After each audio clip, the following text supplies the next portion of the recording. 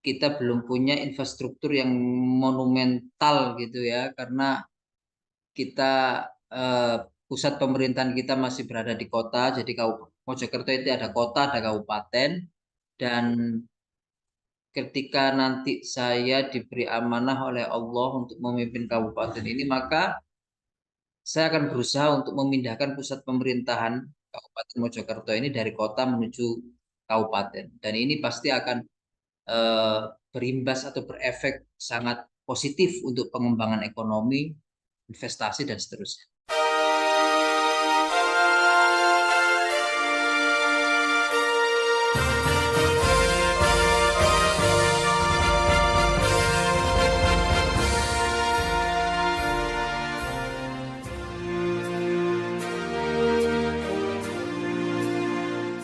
Bersama saya Bambang Sadiono di kanal Inspirasi untuk Bangsa. Mudah-mudahan kanal ini selalu bisa memberi inspirasi, motivasi, dan edukasi.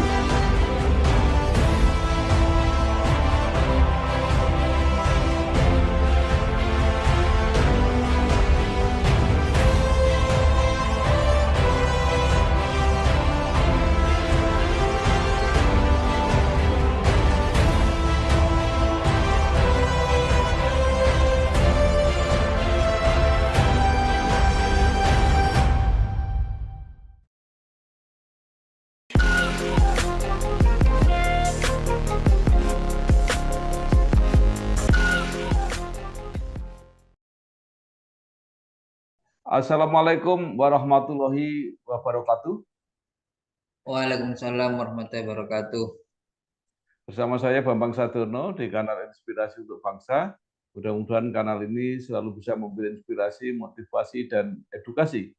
Kami sedang mempersiapkan beberapa video wawancara untuk ikut memantau dinamika pilkada serentak, termasuk pemilihan bupati dan wakil bupati di Kabupaten Mojokerto periode 2024-2029. Saat ini saya sudah bersama dengan salah seorang tokoh di Kabupaten Mojokerto, yaitu Dr. Haji Muhammad Albara LC M.Hum. Beliau adalah Ya. Wakil Bupati Mojokerto 2021-2024 dan juga Ketua GP Ansor Mojokerto. Apa kabar, Gus? Alhamdulillah baik. Ya. Gus Bara ini lahir di Surabaya 11 November 1986, menyelesaikan S1 di Universitas Al-Azhar, Mesir, S2 dan S3 di Universitas Pajajaran. Sebelum aktif di politik, fokus mengabdi di dunia pendidikan, kemudian terpilih menjadi Wakil Bupati Mojokerto 2021-2024 dan saat ini masih menjadi Ketua GP Ansor Mojokerto. Gus Bara mungkin bisa melengkapi kalau ada yang kurang perjalanan pendidikan maupun perjalanan karir sampai saat ini. Silakan, Gus.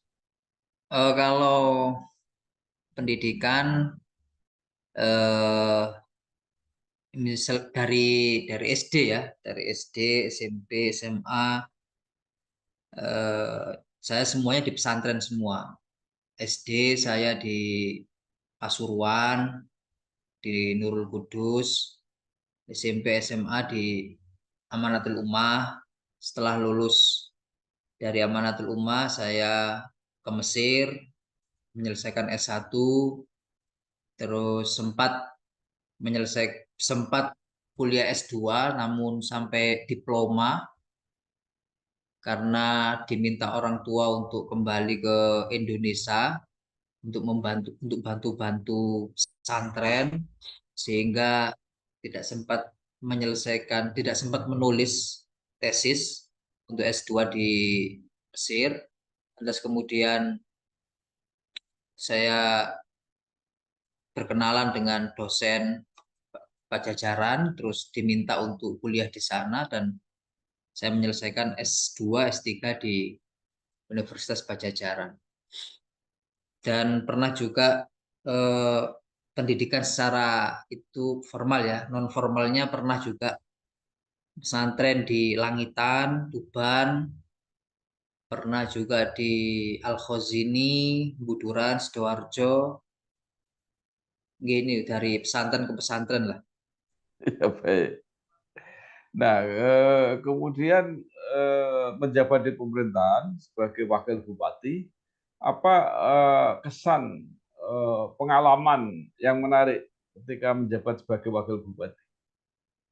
eh Selama menjabat nggih suka duka banyak yang kita alami, tapi yang jelas itu kita bisa membantu masyarakat, itu merupakan membantu kesusahan, hal-hal yang mereka terhambat, itu kemudian menjadi hal yang sangat membahagiakan bagi kita. Misalkan ada ibu-ibu yang ada seorang ibu yang hamil, lantas kemudian terhalang dengan biaya karena sesar dengan membutuhkan biaya yang cukup besar. Akhirnya WA ajudan saya dan kemudian saya urusi BPJS-nya, lantas kemudian lahiran kembar dua, itu semuanya dua-duanya dinamakan Bara. Ya wujud terima kasih lah, untuk rasa terima kasihnya. Itu kan nilai kepuasan tersendiri yang mungkin bisa kita rasakan secara langsung membantu masyarakat.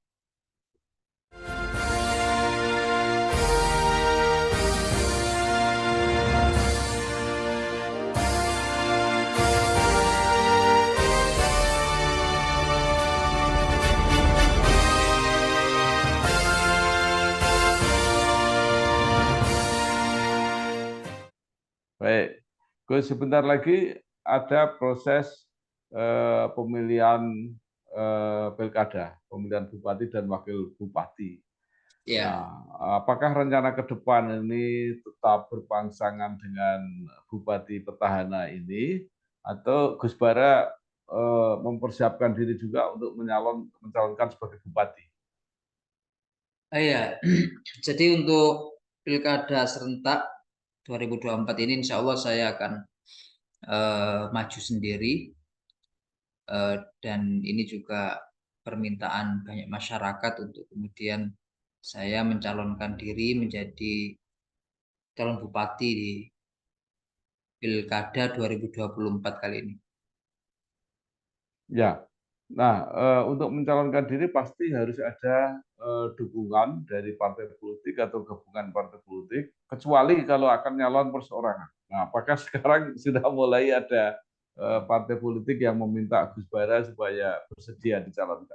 Sudah banyak kita berkomunikasi dengan semua partai, dan yang sudah pasti ke kita ada beberapa partai yang insya Allah lebih dari cukup untuk menjadi syarat maju di pilkada dari partai ya.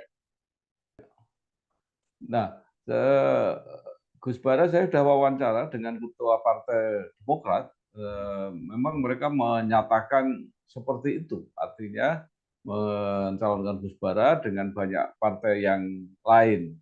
Nah, menurut Gus Bara selain Partai Demokrat yang mendukung ini partai apa saja? Ya, kita berkomunikasi dengan semua partai dan komunikasinya semuanya positif. Di Semuanya positif komunikasinya, artinya kita punya kesempatan, saya punya kesempatan untuk kemudian bisa menggandeng semua partai. Jadi selama ini belum ada komunikasi yang negatif lah, dan semuanya menunjukkan respon positif. Hanya saja ada yang eh, memastikan sekian 100% rekom ke saya, itu ada beberapa partai, ada yang kemudian masih eh, masih dinamis ya, cuman semuanya hampir positif responnya. Kalau yang sudah menyatakan pasti itu selain Partai Demokrat dari partai apa? Ada Nasdem, ada Partai Amanat Nasional, ada P3, ada Gerindra. Ya, ini kan masih tahap untuk komunikasi kan dengan beberapa partai. Semua terkomunikasi dengan baik dan semua mencalonkan Gus Bara. Apa mungkin muncul sebagai calon tunggal? Tidak, saya tidak berandai-andai, cuman kita berupaya saja lah, semaksimal mungkin untuk ke arah situ.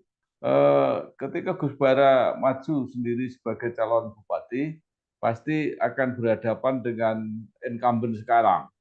Nah, selain incumbent, apakah ada calon lain yang ingin jadi bupati yang sudah muncul, Gus? Sampai saat ini belum ada. Jadi hanya saya dan incumbent sampai saat ini.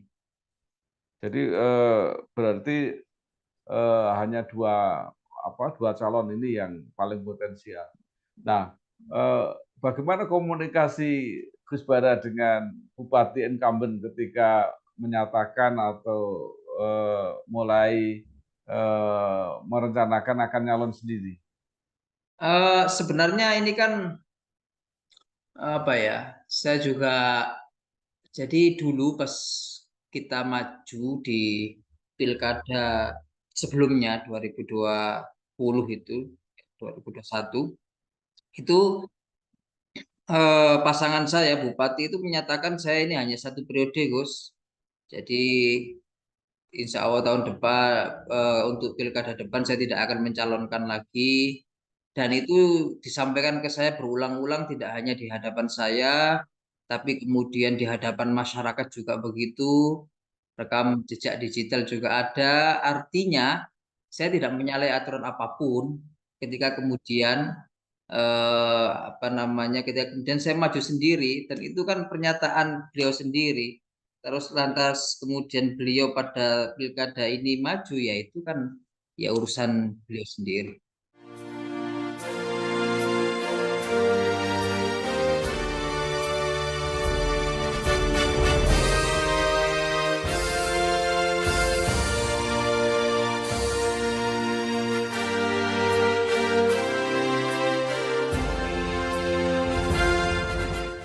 Iya, luar biasa.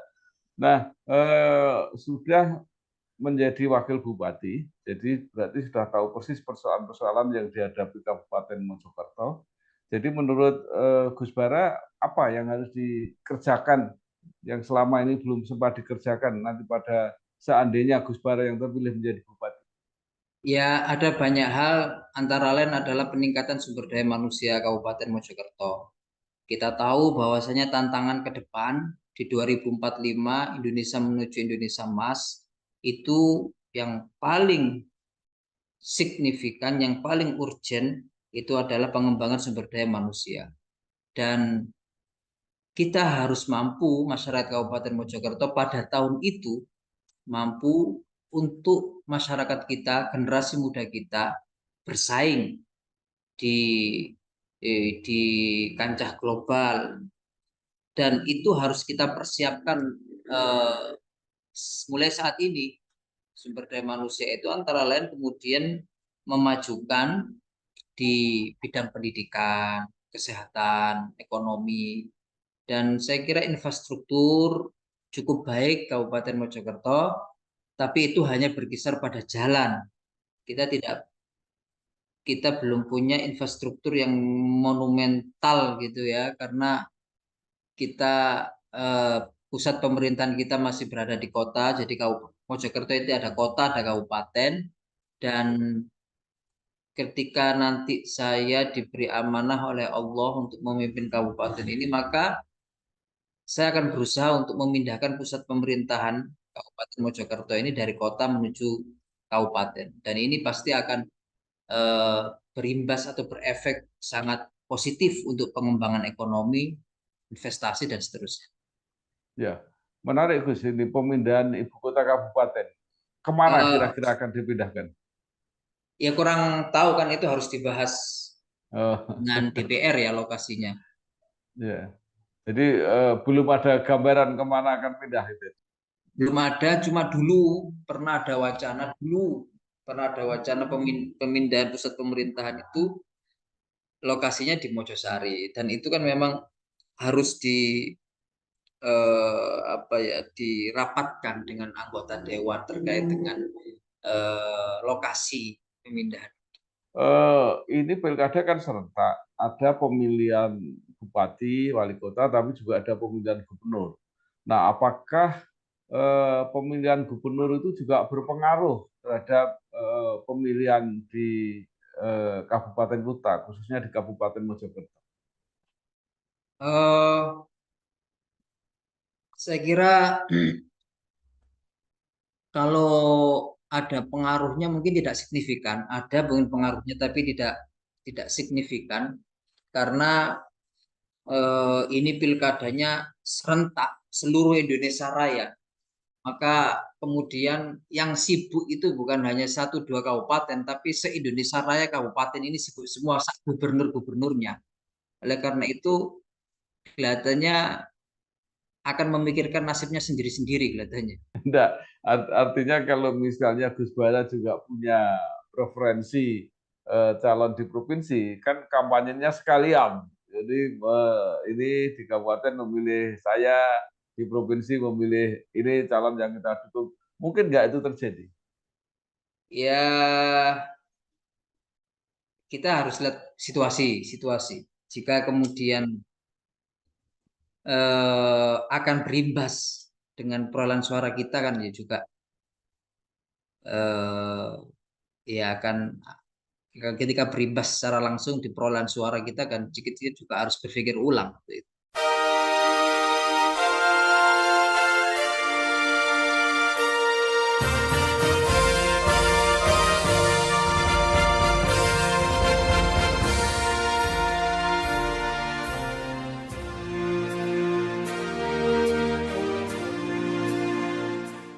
Nah, sekarang pertanyaan saya, dengan posisi sebagai ketua pemuda Ansor eh, dan pasti juga di lingkungan Nahdliyin, itu seberapa besar pengaruhnya terhadap pilihan dalam pilkada maupun pilgub maupun pilgub misalnya? Saya kira kalau untuk di kalangan Nahdliyin responnya sangat positif sekali karena saya kader, ya artinya ketua Gerakan Pemuda Ansor, artinya kader, sehingga kemudian respon dari Nahdliyin sangat luar biasa, dari Ibu Muslimat, dari ketua-ketua MWC, Nahdlatul Ulama, responnya sangat positif sekali dan mereka berharap memang harus ada kader dari Nahdlatul Ulama yang tampil begitu. Meskipun kita juga tidak bisa kemudian ada beberapa yang kemudian tidak mendukung saya, itu sudah hal biasa lah, demokrasi ya begitu. Ada yang mengatakan juga bahwa dukungan dari keluarga yang mempunyai pondok pesantren yang cukup besar itu juga menjadi bagian yang memperkuat posisi Gus Bara. Mungkin bisa jadi karena kita juga punya wali santri yang cukup banyak di Kabupaten Mojokerto ini.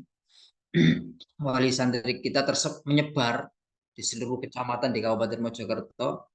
Mungkin itu yang punya dampak yang signifikan terhadap dukungan ke saya dan alhamdulillah masyarakat Kabupaten Mojokerto ini masyarakatnya religius, sehingga begitu ada dari kalangan yang latar belakang pesantren dan seterusnya itu kemudian mereka merespon positif. Baik, terakhir Gus, kalau dari segi potensi ekonomi, kira-kira apa yang masih bisa dikembangkan di Kabupaten Mojokerto ini? Saya kira untuk Kabupaten Mojokerto potensi ekonomi yang harus dikembangkan pertama UMKM, terus kedua pariwisata karena kita ini punya kelebihan alam ya. Kita punya gunung, kita punya kecamatan-kecamatan yang memiliki potensi alam yang luar biasa dan itu harus dikembangkan. Setelah itu iklim investasi harus dipermudah karena di Kabupaten Mojokerto ini ada 300 sekian pabrik di Kabupaten Mojokerto ini sangat luar biasa sekali kalau kemudian kita bisa mengajak investor-investor untuk menanamkan mau menginvestkan uangnya di Kabupaten Mojokerto, maka akan menyerap tenaga kerja yang sangat luar biasa sekali. Terus pariwisata. 300 pabrik itu skalanya seperti apa, Gus? Apakah kecil, menengah, pabrik besar? Ya, ya ada yang skala besar, ada yang skala menengah. Terakhir mungkin Gus Bara punya harapan atau saran kepada masyarakat Kabupaten Mojokerto bagaimana akan melalui pilkada ini supaya nanti benar-benar berjalan dengan baik dan bisa mendapatkan pemimpin yang seperti diharapkan oleh masyarakat. Mari kita manfaatkan pemilihan kepala daerah ini dengan sebaik-baiknya, dengan melihat rekam jejak calon-calon kepala daerah itu, ketika kemudian rekam jejaknya itu adalah rekam jejak yang positif dan bisa untuk diberi amanah, maka mari dipilih dan kemudian didukung serta dimenangkan. Karena itu juga akan menentukan nasib kabupaten kita masing-masing, nasib bangsa ini, dan nasib masyarakat kita. Oleh karena itu, mari kita manfaatkan pilkada ini untuk mencari sosok pemimpin yang benar-benar bisa membawa Kabupaten Mojokerto ini lebih baik lagi ke depannya. Dan momen ini adalah momen 5 tahunan, sehingga kemudian mari dimanfaatkan dengan sebaik-baiknya, sehingga ketika kita sudah mendapatkan pemimpin yang diharapkan dan didambakan untuk membawa Kabupaten Mojokerto lebih baik lagi, itu juga akan berdampak dengan kemajuan ke depannya untuk masyarakat Kabupaten Mojokerto. Jangan sampai salah pilih dan lihat rekam jejak masing-masing. Terima kasih sekali Dr. Haji Muhammad Albara LC M.Hum, Wakil Bupati Mojokerto, dan juga Ketua GP Ansor Kabupaten Mojokerto. Mudah-mudahan semua berjalan lancar dan sukses. Saya tambahkan lagi, saya juga Ketua Ikatan Alumni Al-Azhar Jawa Timur. Oh iya, baik.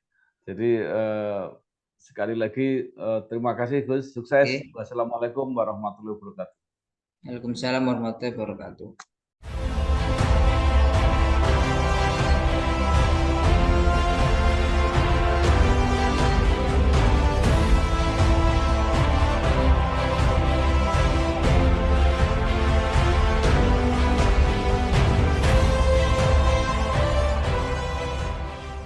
Bersama saya Bambang Sadono di kanal Inspirasi untuk Bangsa. Mudah-mudahan kanal ini selalu bisa memberi inspirasi, motivasi, dan edukasi